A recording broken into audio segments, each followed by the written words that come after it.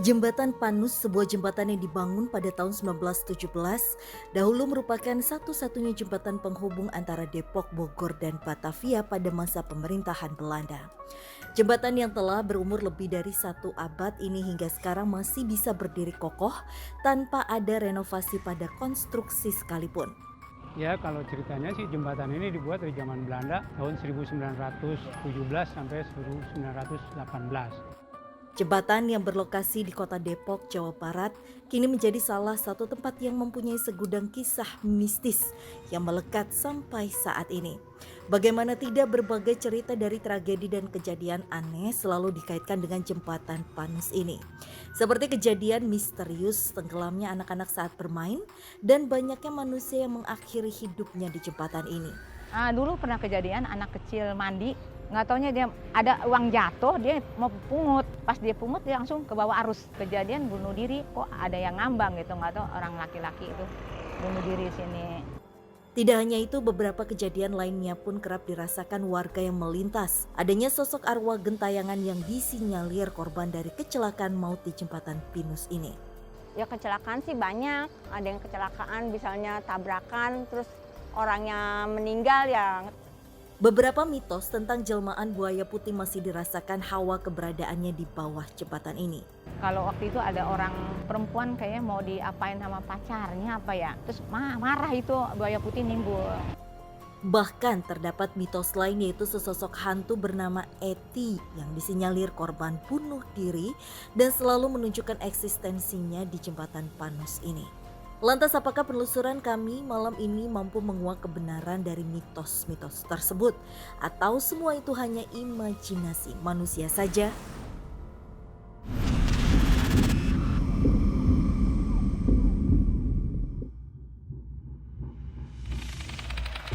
Oke Frisly dan juga Rudi, sekarang kita udah sampai di Jembatan Panus. Benar sih, tapi memang pembangunan jembatan ini kan memang kalau sekarang sudah berubah ya, karena ini sudah dipercantik lagi. Tapi kalau mengenai jembatan ini,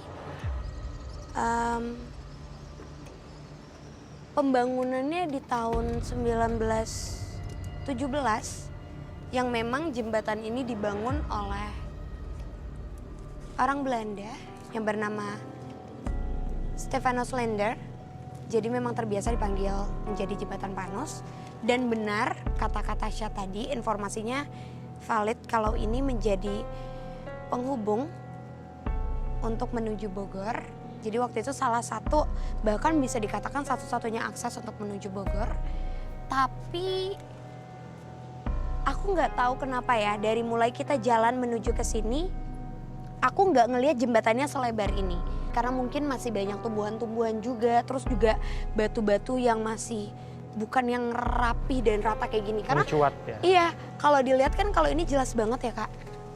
Terus juga Sudah direnovasi berulang kali mungkin ya Fris ya. Ini kenapa? Fris lagi coba untuk rasain atau menarik ulang seperti apa saat itu kejadiannya. Seperti merasakan residu ya. banyak tubuh yang diikat. Pribumi.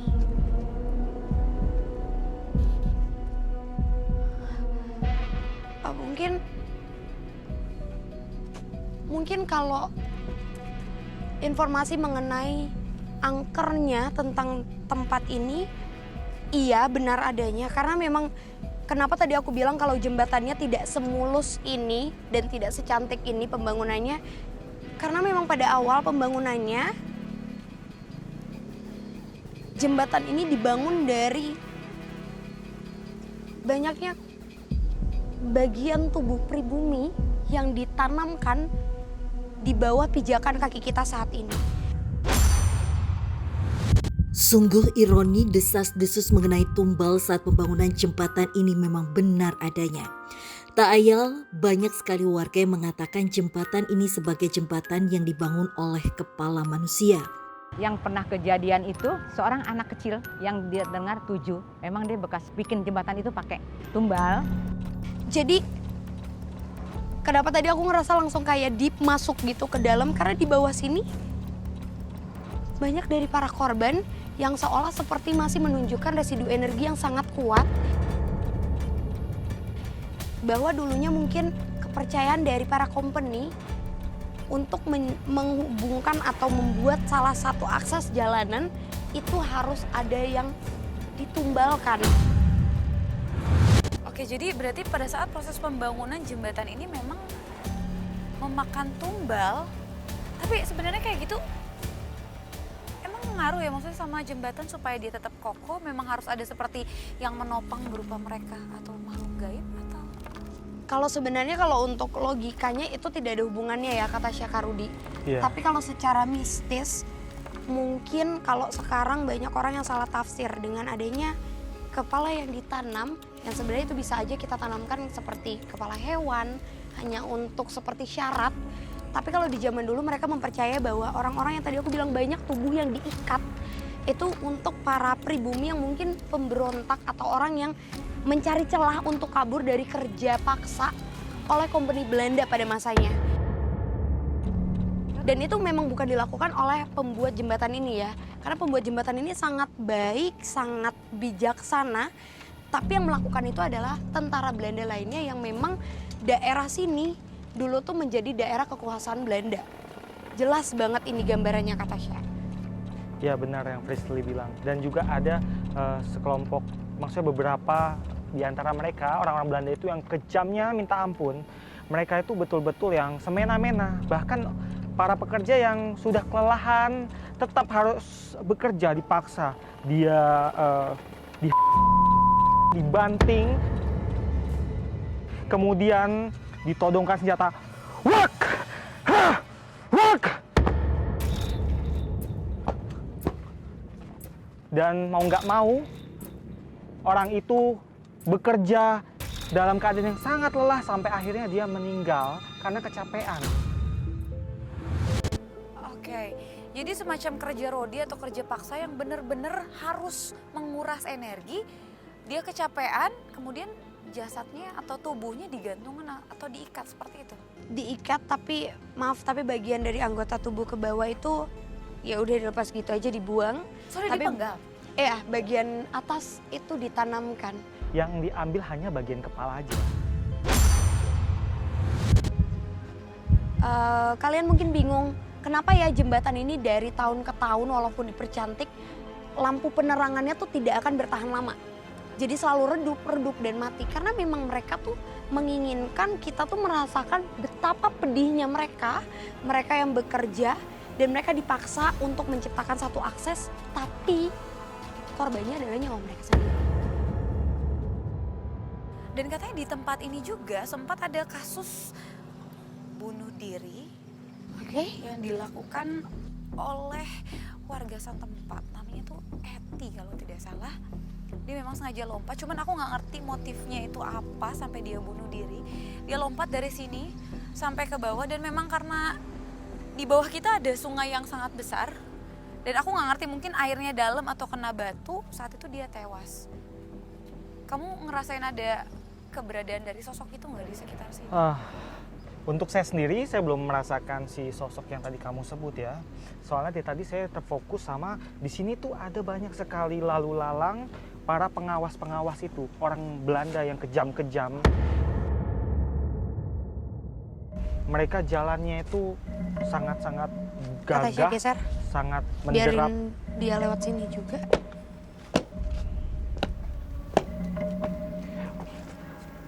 Mereka bawa pisau yang lurus, bentuknya lurus, panjangnya segini.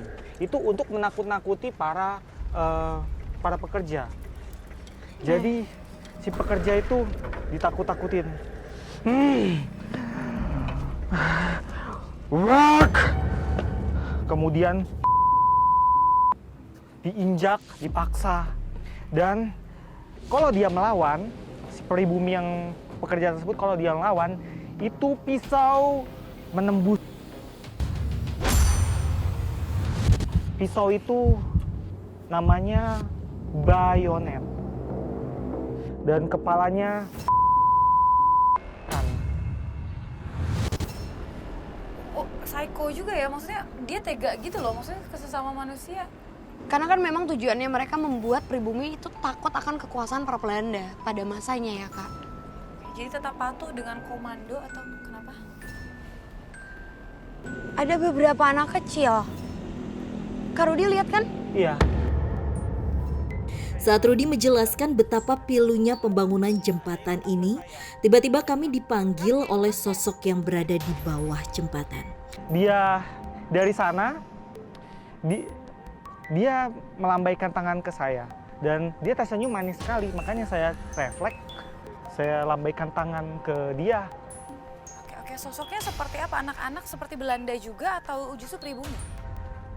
Ada anak-anak pribumi beberapa orang di sana. Tapi ini emang banyak banget sih. Cuma lihat gak Kenapa? ada air. Ada kayak ada yang timbul dari bawah air.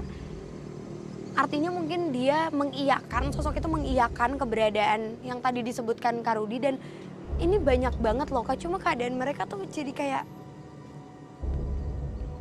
korban hanyut ya, maaf. Oke. Dan seolah-olah memohon pertolongan. Iya, anak-anak itu anehnya beberapa di antara mereka senyum, tapi mereka minta tolong. Iya. Oke, jadi seperti terbalik. Ada yang senyum tapi juga minta tolong.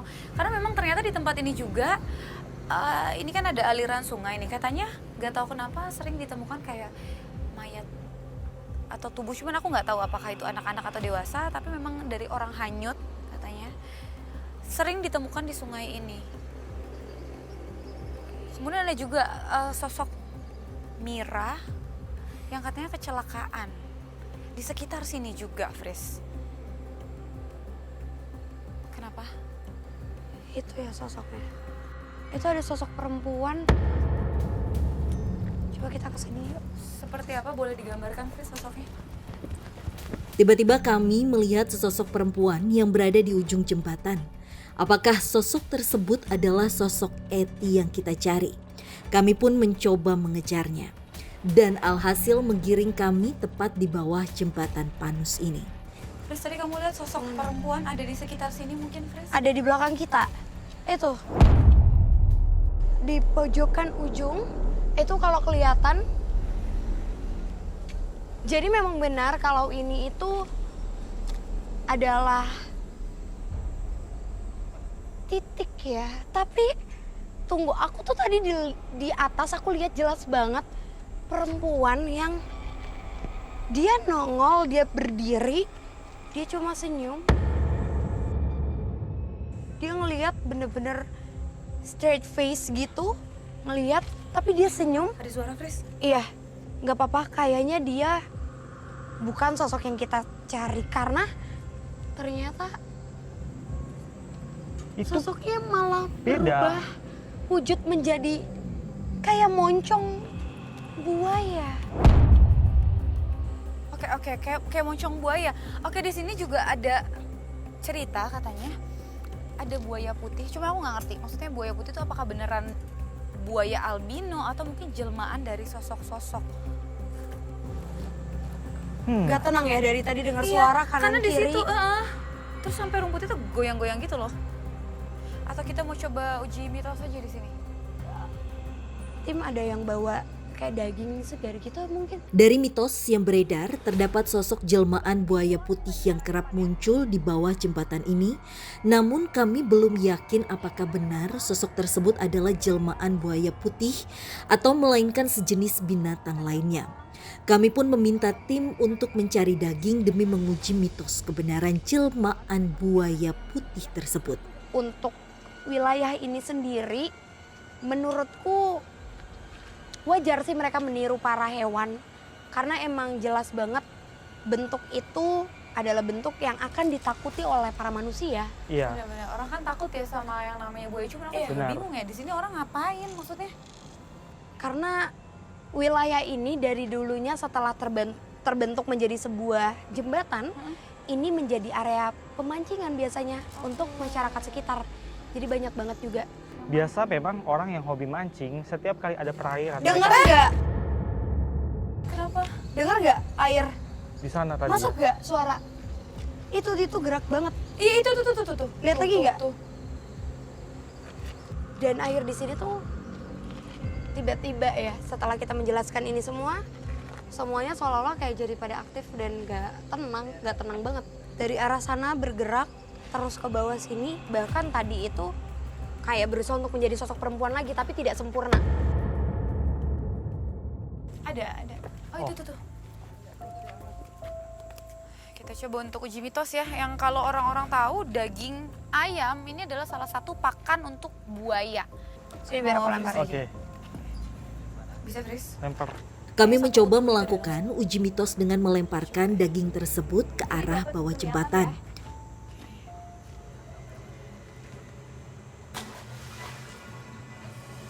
Jadi kita masih ngeliat sampai dia tenggelam. Kayaknya emang ini cukup Dalam ya? dalam. Tapi nggak kelihatan lagi soalnya ayamnya nih. Wow. Lihat di tengah-tengah situ ada pusat. Tris, apa tuh? Sumpah aku jadi Kayaknya merinding. semuanya ngedenger dan ngeliat gak sih? Itu tadi kayak ada yang muncul dari bawah terus jalan ke sini juga. Tak selang beberapa lama tiba-tiba terdengar suara yang cukup keras. Seolah-olah terdapat sosok yang datang menuju ke arah jembatan. Bau amis dari ayam itu mengundang mereka. Mereka datang dari berbagai tempat di sekitar sini. Dan tadi pada saat Frisly lempar ayamnya, langsung beda beberapa detik kita dengar suara dari sebelah Iya. situ seperti ada ini Ada ya, yang Fris? muncul dari bawah. Boleh diredupin sedikit cahayanya, oh siapa Fris? Kami pun mencoba berkomunikasi lebih dalam dengan meredupkan lampu untuk mengetahui sosok apa yang telah hadir di sini. Ini baunya semuanya udah kecium lah ya. Tim tetap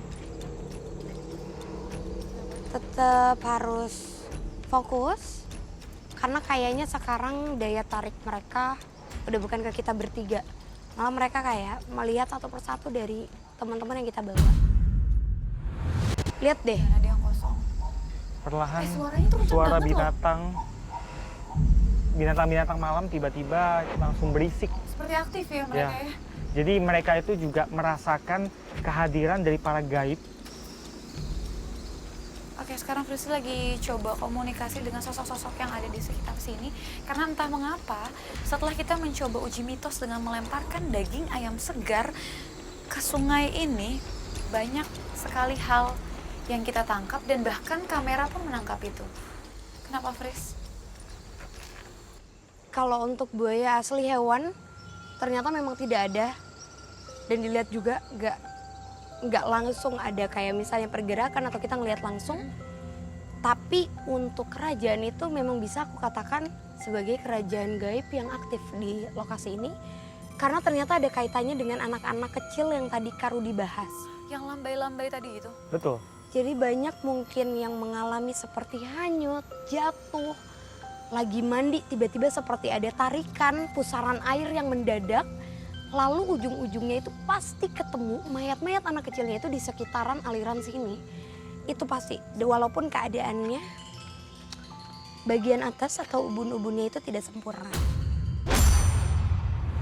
Jadi seperti dihisap. Dan tadi aku dapat gambaran pada saat aku memancing mereka menggunakan, ternyata mereka malah kayak, iya puja kami, harus yakin bahwa kami di sini terkuat. Tapi aku yakin mereka bohong. Yang kuat di sini bukan para siluman itu. Oke, jadi memang ternyata sosok-sosok yang menyerupai buaya itu senang dengan anak kecil, apalagi makannya kayak ubun-ubun anak gitu. Betul kata Syah. Makanya kalau kita lihat di sini sebenarnya nggak ada gerbang apa-apa, tapi entah kenapa justru tubuh atau jenazah itu selalu nyangkut di daerah sini. Iya, Karena ada mungkin portal dari mereka gitu ya, Fris? jadi kayak tertabrak. Dan itu Ada gerakan ada lagi lagi. gerakan di sana. Coba mending kakak tanya, jangan-jangan sosok ini emang kenal sama sosok yang kita cari? Itu rumputnya kelihatan banget loh di kamera aku goyang. Kayak ada Tapi nggak sesuatu ada di situ, binatang. iya. Jadi wujudnya itu seperti sosok manusia, tapi dia berjalan merangkak. Dia naik ke atas antara rumput-rumput ini. Bentuknya berubah gitu. Yang biasanya lebih banyak buaya. Oke, lalu gimana dengan buaya putih yang sering dilihat masyarakat? Atau itu cuman halusinasi, atau cuman dongeng atau tahayul, atau memang ada sosok buaya putih itu sendiri? Saya lihat memang ada. Uji mitos kali ini tentang keberadaan sosok jelmaan buaya putih memang benar adanya. Dikarenakan terdapat sebuah kerajaan ajaib di bawah jembatan Panus ini. Di sini tempatnya siluman buaya putih. Buaya putih gitu aja. Di jembatan sini, di kolong jembatan sini. Kenapa Rut? Hati-hati Rut. Kak Rudi, Itu di sana. Rudi.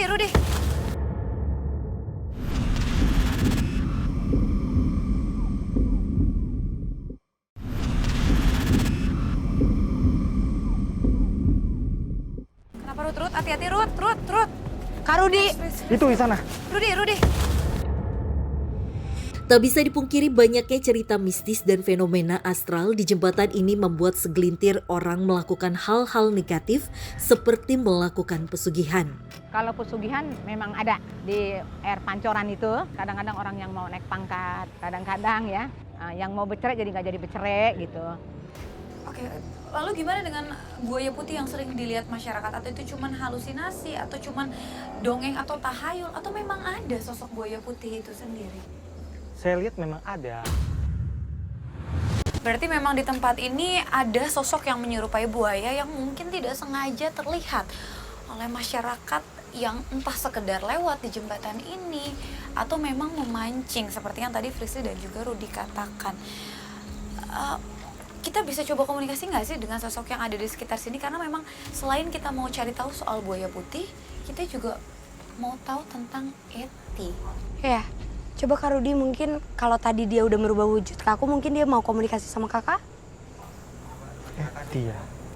Kami pun mencoba berkomunikasi kembali dengan sosok Eti, namun tiba-tiba Rudi mendapatkan sinyal tentang keberadaan sosok Eti. Saya sedikit dapat sinyal dia nggak berada di sini, tapi rasanya seperti ada di sana, di sebelah sana. Itu Di mana, pohon-pohon bambu. Ada satu makhluk, ya kan? Makhluk yang bentuknya seperti buaya itu ada di ujung sana. Ketika kita ngomongin soal Eti, buaya itu menghadap ke arah sana. Jadi saya punya feeling dia ada di sebelah sana. Yuk, Kita kalau coba gitu kesana. kita coba untuk mendekat aja Kak Rudi. Iya. Tidak hanya itu, mitos tentang keberadaan sosok wanita berbaju merah yang merupakan arwah korban kecelakaan pun kerap dikaitkan dengan kejadian-kejadian di tempat ini. Menurut pengalaman saya yang pernah saya dengar di sini banyak penampakan diri, yaitu yang bilang selendang merah itu. Lantas, apakah sosok tersebut adalah sosok Eti yang kami cari? Sebentar. Kalau ngelihat apa?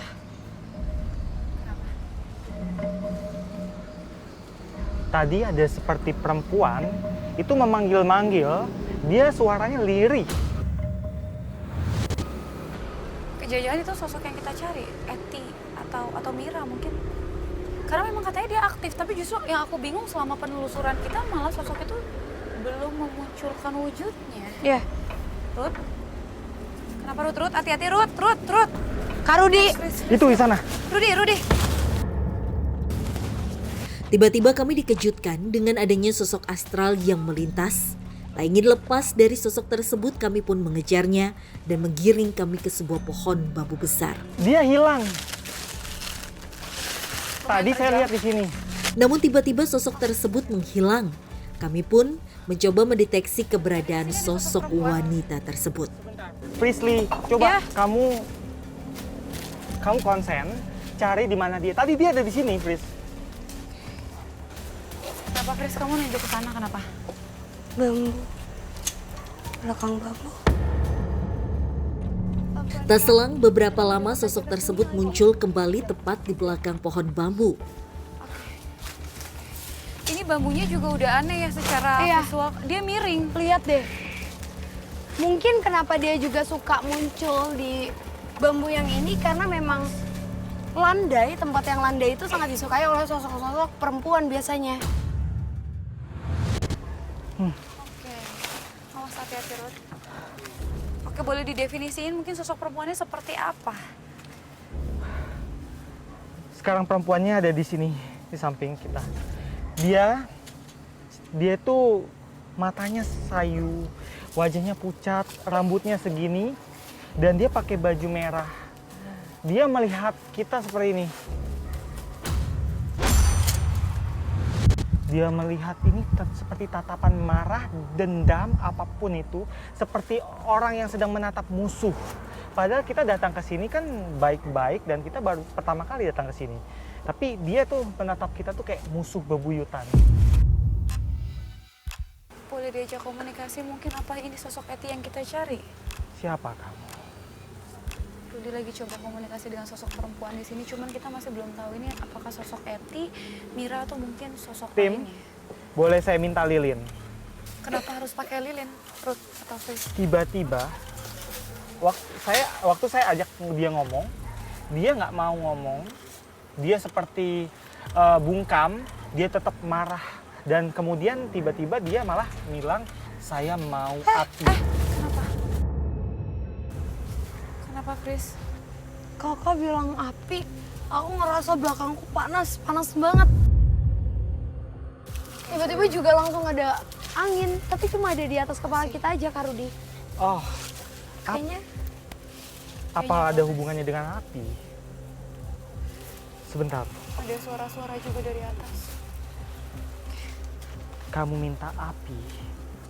Sekarang cerita ada apa?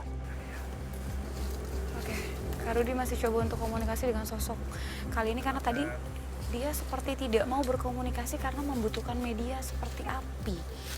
Eds! Itu kenceng banget loh suaranya. Kenapa? Itu kenapa? Ada apa ya di situ ya? Rut. Kenapa ini? Fris, kenapa ini? Apa itu? dalam situ nggak ada apa-apa, Kak. Sebentar.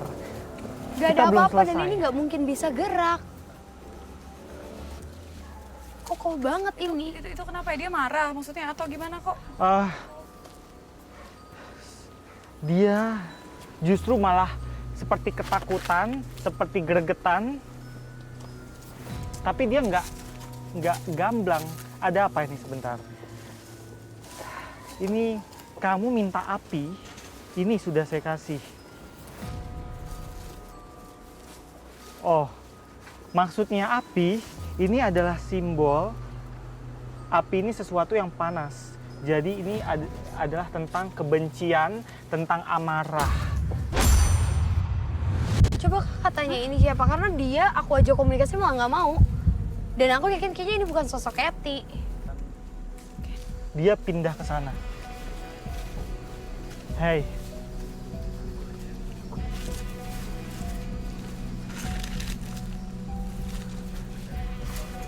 Dia bilang, nama saya tadi sudah disebut sama teman kamu. Mira.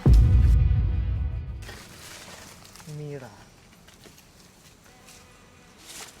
Mira. Dia yang namanya Mira. Oke, berarti ini sosok yang sering ganggu warga sekitar yang katanya sempat kecelakaan. Mungkin kecelakaan tuh ada hubungannya sama api, amarah. Api ini simbol amarah, dendam. Dan kalau dia mencelakakan orang, dia berbuat usil jahat dan sebagainya, ya berarti ya ada hubungannya dengan ini. Dia menyimpan amarah. Tiba-tiba motor ada yang mogok gitu ya. Nah saat motor mogok itu, tiba-tiba itu perempuan itu bertanya, ada apa? Oh saya nggak tahu ini motor saya mogok. Allahu Akbar. Kami pun mencoba berkomunikasi dengan sosok Mira demi menggali informasi kenapa sosok ini mempunyai dendam yang sangat besar dan kerap mengganggu warga sekitar. Kok tiba-tiba hawa di sini beda loh. Jadi kayak dia asalnya memang dari dia, tapi sekitar sini auranya jadi beda. Auranya nggak enak banget dan ini kok kayak Apinya mau hawa-hawa. dimatiin ya? Kamu berasa kayak seperti ada kebakaran gitu di belakang nggak? Rasanya aneh dan ini tiba-tiba angin berhembus. Tiba-tiba angin berhembus sangat kencang seakan-akan sosok Mira tersebut ingin menyampaikan sesuatu pada kita. Ada bambu yang menimpa kita, jadi kita harus waspada ya tim semuanya. Ayo, Tapi mungkin ini menarik sih, Kak. Kata Cia, kita belum pernah sebelumnya menemukan satu sosok yang menurutku mempunyai rasa defensif yang sangat besar. Dan menurutku sosok Mira, Mira, kenapa? Kenapa dia dari tadi pindah-pindah terus ya, lompat terbang ke sana, terbang lagi ke sini, muncul. kalian sadar nggak dia ini mau berbuat jahat sama kita? Lihat ini mau dijatuhkan ke kita loh. Iya, itu tajam Tadi banget. tiba-tiba di atas ini tuh bergoyang, mau hampir jatuh kena kalian berdua. Kena kata Tasya ya tadi di situ. Tuh tiba-tiba Angin aja lagi. angin. Dia di atas sana. Iya, pelan-pelan. Coba aku coba untuk mendekatkan diri kali ya ke sosok ini. Fris, hati-hati Fris. Mungkin perempuan sama perempuan lebih nyambung kali ya. Oke, Kak. Fris, hati-hati. Boleh dibantu tanyain nggak sih Fris, kenapa dia sering banget ganggu warga di sekitar sini Fris? Hati-hati.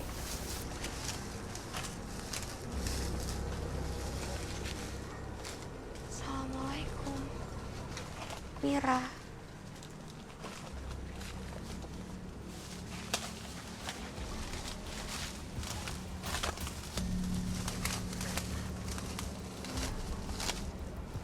Fris lagi coba untuk komunikasi dengan sosok yang dikatakan namanya adalah Mira atau sosok dari korban kecelakaan di sekitar sini.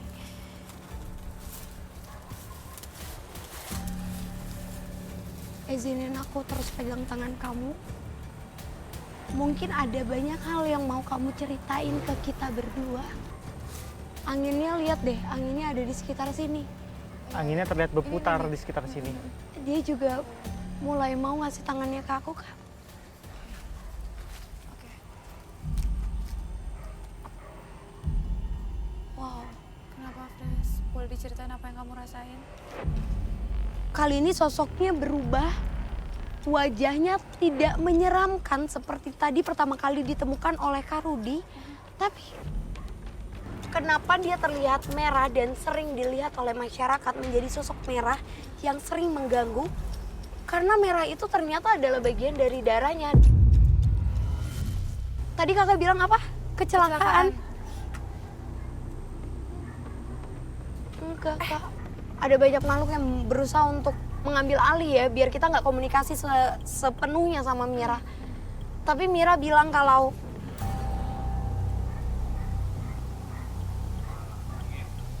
Fris, nggak apa-apa, dia lagi ngasih gambaran ke aku, nggak apa-apa, ini kenapa? Ya, nggak apa-apa, tiba-tiba saya merinding parah. nggak apa-apa. Kata siapa pegang tangan Tiba-tiba aku. saya merinding parah. Dan ini di belakang bambu ini ada banyak sekali makhluk. Yang mengantri. Mereka semakin banyak. Nggak apa-apa, nggak apa-apa, nggak apa-apa. Mira nggak apa-apa pegang tangan aku. Tunjukin ke aku kejadian asli sebelum kamu meninggal.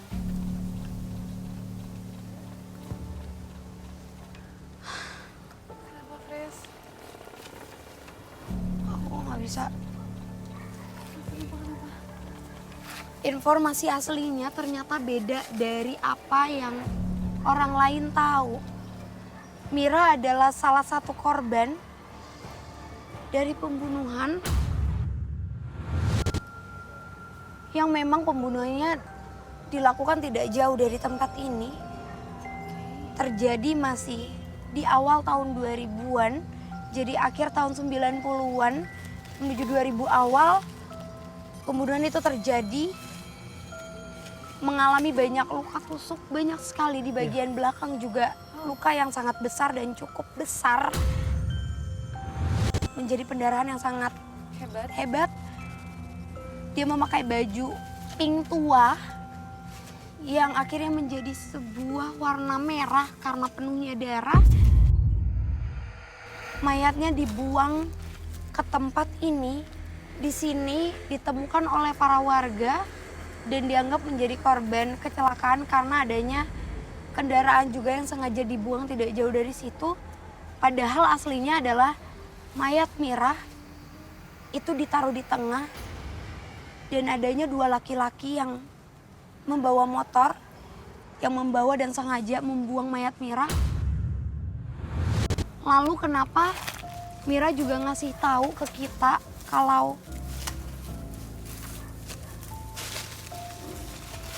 saya tidak berniat untuk mengganggu. Tapi amarah itu memang besar. Yang tadi Kak Rudi bilang ada hubungannya dengan api. Kenapa dia meminta api? Amarahnya sangat besar karena menurut dia sampai saat ini yang melakukan pembunuhan masih belum ditemukan. Dan dia berharap mereka masih lewat akses jalan ini biar bisa dia membalaskan amarahnya. Teka-teki mengenai sosok Mira memang benar adanya, namun kami mendapatkan informasi penting bahwa sosok Mira bukanlah dari korban kecelakaan, melainkan adalah korban pembunuhan. Depresi yang tinggi, kesedihan, dan kesendirian yang dia alami menyebabkan dia lompat dari jembatan ini.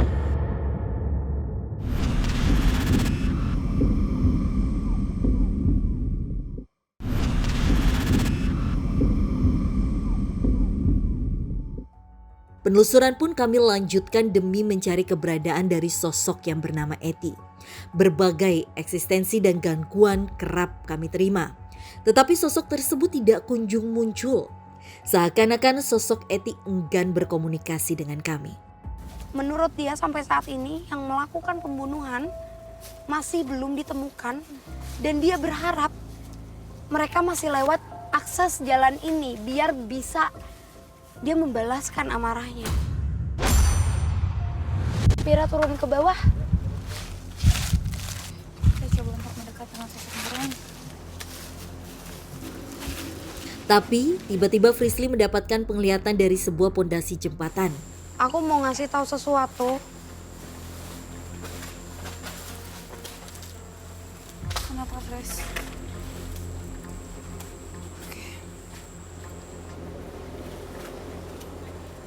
Ingat nggak tadi di atas jembatan ini kita sempat membahas tentang banyaknya korban pribumi. Iya, Kakak iya. nggak apa-apa, kakak lebih dekat Susah. sama Kak Rudi. Heeh. Banyaknya korban pribumi yang anggota tubuhnya ditanamkan untuk menjadi bagian dari pembangunan tempat ini. Dan kalau kakak mau tahu, di dalam batu-batu ini adalah hal yang mungkin diperbagus. Tapi dulunya, bahkan kalau di zaman 90-an, 80-an, itu kita akan melihat batu-batu ini masih kadang terlihat seperti adanya rambut. Karena kepala-kepala yang ditumpuk dijadikan seperti berjajar dan ada hitungannya untuk berapa korban yang sengaja ditanamkan dalam satu pilar ini. Oke. Dan untuk satu pilar ini ada berapa kepala saat ini, Fres? Ini mata, ini rambut dia yang agak ikal. Banyak kata Syekh. Banyak. Eds, kamu dengar? Frisly, Kenapa Ruth? Frisly, diam. Jangan bergerak. Kenapa ini? Tiba-tiba Rudi merasakan sesuatu yang hadir di dekat Frisly. Diam, Frisly. Ruth, aku nggak ngerti ini kenapa Ruth, boleh diceritain? Ada sosok perempuan. Dia menyandarkan kepalanya di pundak Frisly. Dia di sebelah sini dia. Dia ini kayak tatapannya itu sayu. Energinya agak-agak susah di ini. Boleh saya minta night vision supaya lebih jelas? Rudi pun Oke. meminta tim Fris, untuk Fris, mematikan hati-hati, Fris. lampu dan menyalakan Aku takut night kesukaan vision. banget, Ruth. Wow. Kenapa mau api juga? Hah? Ayo, ada apa? Oke, sekarang Felicia dapat gangguan. Mendekat ke sini Kak Rudi. Sebentar Frisly, saya nggak tahu ini siapa. Kenapa ini? Wow. Oke, sekarang di dekat Frisly ada sosok kepala perempuan. Aku juga masih belum ngerti apa itu kepala dari yang ditanam di sini atau ada Siapa? sosok lain. Siapa kamu?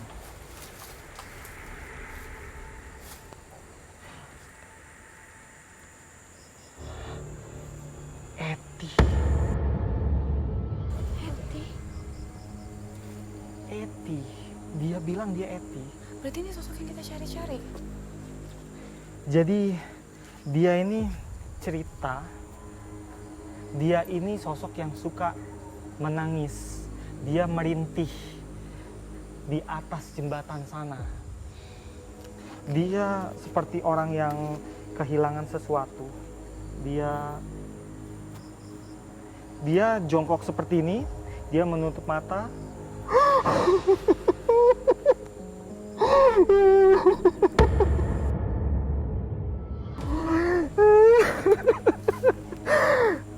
Dia sesekali memegang perutnya seperti ini.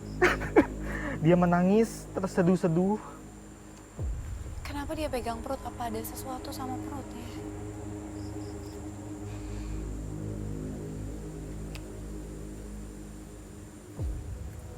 Dia bilang, dia punya kisah yang benar-benar sangat memilukan. Tapi dia belum mengatakan ada apa sebenarnya. Dia cuma bilang, dia itu sakit. Saya sakit. Saya sakit. Sakit.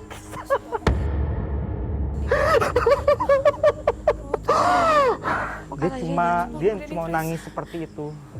Tapi apa? Benar kata Kak Rudi, sosok Eti ini adalah sosok yang paling sering kita berikan prasangka buruk kita ya di lokasi ini. Karena ternyata Kak Tasya, sosok ini adalah sosok perempuan yang sangat cantik di zamannya. Orang kita di bawah dedaunan ini seperti ada gambaran kedua orang tuanya yang sama-sama menatap kita secara teduh. Sosok Eti ini adalah anak satu-satunya yang pada saat itu hamil. Hamil? Masih di usia hamil muda. Oh. Ada demam, apa ya, ini kayak sesuatu yang dilantunkan. Sebuah nyanyian. Itu yang selalu dia lakukan di kamarnya. Tapi kebiasaan dia adalah menunggu kekasihnya yang orang Belanda menjemput dan menikahkan dia karena itu adalah janji. Oh no. Lilinnya. Dia nggak mau bicara kalau nggak ada api. Tem nyalain lampu. Oke, kenapa tadi lilinnya sampai mau mati kayak gitu? Banyak makhluk lain yang berusaha untuk ngecohin kita lagi, kata Tasya. Oke. Tapi sosok ini memberikan gambaran bahwa depresi yang tinggi, kesedihan, dan kesendirian yang dia alami menyebabkan dia lompat dari jembatan ini. Justru kalau si Eti itu dia korban hamil. Meninggalnya pun mati bunuh diri. Pas di ujung jembatan sini. Dia juga bilang kalau ketika dia muncul, seringkali tujuannya hanya untuk menemani bagi orang-orang yang lewat jembatan ini dengan perasaan yang kalut, merasa sendiri, atau bahkan hadir ketika banyaknya pasangan yang pacaran mungkin yang di atas, lalu mungkin ada cekcok sama pacarnya, jadi laki-laki itu seperti main tangan, mulai memaki-maki dengan nada tinggi, sosok ini bakalan muncul seperti memberikan perlindungan. Terungkap sudah sosok Eti yang sebenarnya, di mana sosok tersebut hanya ingin membantu bagi wanita yang mengalami kesusahan. Berbeda dengan sosok Mira yang kerap meneror warga dan pengendara yang melintas di jembatan Panus ini. Karena itu kejadian itu orang itu yang dekat sama saya, dia punya pacar tuh bikin kata-kata yang tidak baik di jembatan ini, menghina pacarnya, terus langsung matanya langsung lanjut. Saya bilang, kenapa kamu? Si Eti baju putih itu marah sama saya. Mungkin karena dia merasa bahwa diri dia saat itu tersakiti oleh laki-laki, sehingga sosok Eti ini hanya memunculkan wujudnya pada saat ada kejadian yang bisa dikatakan seperti ingin melindungi perempuan. Pantas dia tadi pegang perutnya seperti ini. Itu makna bahwa dia itu lagi hamil. Mengandung. Oke. Tapi aku yakin sih Kak, untuk lokasi ini sosok terkuat didominasikan oleh sosok Eti. Dari sosok Eti ini, dia mau sampein sesuatu mungkin melalui Frisley atau Rudy. Dia cuma bilang ya Kak ya, Bagi siapapun kalian yang melewati jembatan ini, berikanlah tanda bahwa kalian sadar adanya hidup yang berkesinambungan atau berdampingan dengan mereka. Jadi tujuannya hanya seperti ingin dihargai keberadaannya, hanya itu saja. Yaudah kalau gitu mungkin kita bisa ke tempat yang lebih nyaman ya. Iya. Baik.